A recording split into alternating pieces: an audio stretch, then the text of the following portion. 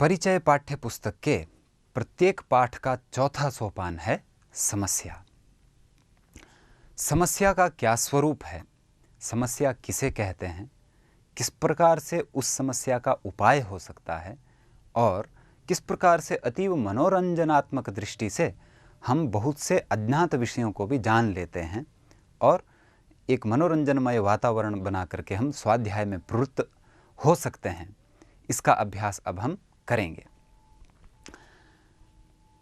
कई बार कुछ ऐसे अस्पष्ट वाक्य हमारे आगे पढ़ने के लिए मिलते हैं जिनको पढ़ने के उपरांत भी उन वाक्यों का अर्थ हमें मालूम नहीं पड़ता, और यदि उन्हीं वाक्यों में किसी दूसरे वाक्य का अंश जोड़ दें अथवा उन्हीं वाक्यों को तोड़ मरोड़ करके दोबारा पढ़ें अथवा किसी पद को उठा करके कहीं अन्यत्र रख करके अथवा किसी पद का कुछ और अर्थ निकाल करके हम किसी भी अटपटे वाक्य का एक अच्छा सा अर्थ भी निकाल सकते हैं। तो प्रत्येक पाठ का जो चौथा सोपान है समस्या, उसमें पहले पाठ के जो इस चौथे सोपान में समस्या हमारे समक्ष कुछ इस प्रकार से है। श्लोक का पूर्वार्ध देखेंगे, पहला भाग देखेंगे।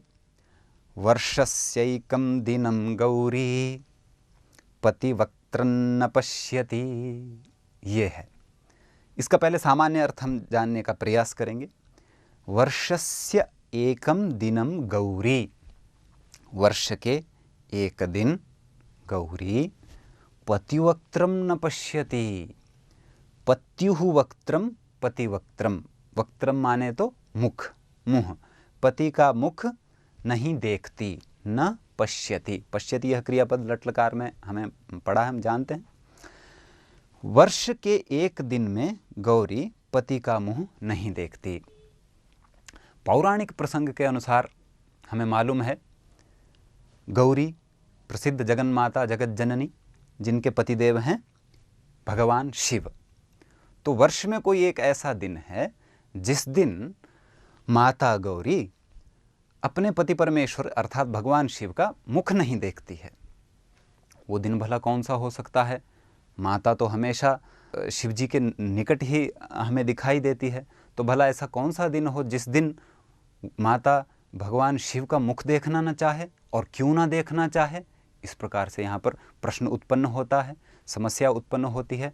अर्थात भगवान शंकर जी ने ऐसा कौन सा दोष भला कर दिया जो माता पार्वती उनका मुख साल में किसी एक दिन देखने के लिए नहीं तैयार हैं?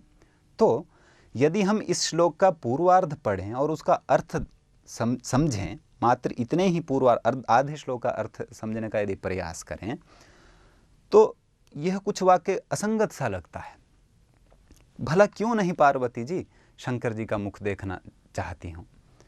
परंतु यदि इस श्लोक का उत्तरार्ध हम देखें, अगला भाग देखें, तो पहले भाग, श्लोक के पहले भाग में जो समस्या हमने प्राप्त की उसका समाधान यहाँ पर मिल सकता है। कैसे? अति रुचिकर तरीके से यदि देखें तो भाद्र शुक्ल चतुर्थ्याम तु चंद्र दर्शन शंकया, भाद्र अर्थात भाद्रपद मास, शुक्ल अर्थात भाद्रपद मास का शुक्ल पक्ष, चतुर्थी अर्थात भाद्रपद मास के शुक्ल पक्ष की चतुर्थी में, चतुर्थ्याम सप्तमी विभक्ति है, चतुर्थी में अर्थात जिस दिन चतुर्थी है उस चतुर्थी वाले दिन में तो चंद्र दर्शन शंकया, क्यों नहीं गौरी जी अपने पति का मुख देखना चाहती है? चंद्र दर्शन शंकया।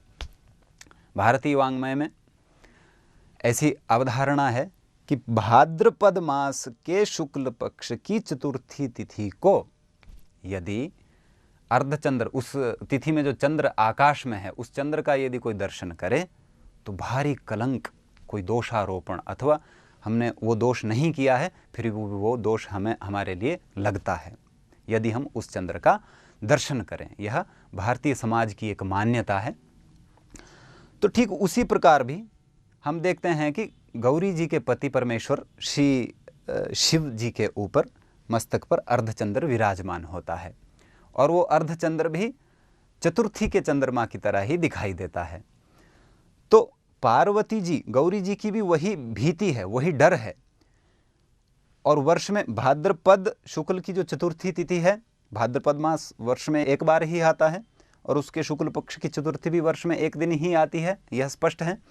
तो उसी दिन गौरी जी अपने पति का मुख क्यों नहीं देखना चाहती, अर्थात अगर मैं अपने पति परमेश्वर का मुख देखूं तो कहीं मुख के ऊपर ही जो उनका अलंकरण जो चंद्र के रूप में लगा है, कहीं उसका भी दर्शन ना हो जाए, और मेरे पर भी चंद्र दर्शन शंका, इत्युक्ते चंद्र के दर्शन के द्वारा जो कलंक लगने का जो डर है, कलंक जो कोई है, यदि कोई लांछन अथवा कलंक मेरे पर भी न लग जाए, इसी डर से गौरी जी वर्ष के एक दिन में अपने पति परमेश्वर का मुख नहीं देखती हैं। तो इस प्रकार से हमने देखा कि इसके पहले पूर्वार्ध में का वाक्य पढ़ करके कुछ अटपटा लगा, भला गौरी जी अपने पति परमेश्वर का मुख क्यों ना देखना चाहे, परंतु उत्तरार्ध में हम देखेंगे, उत्तरार्ध में कोई लौकिकी मान्यता है कि उस दिन चंद्रमा नहीं देखना है भाद्रपद शुक्ल की चतुर्थी पर, और उसी दिन जो है गौरी जी अपने पति परमेश्वर का मुख भी नहीं देखना चाहती।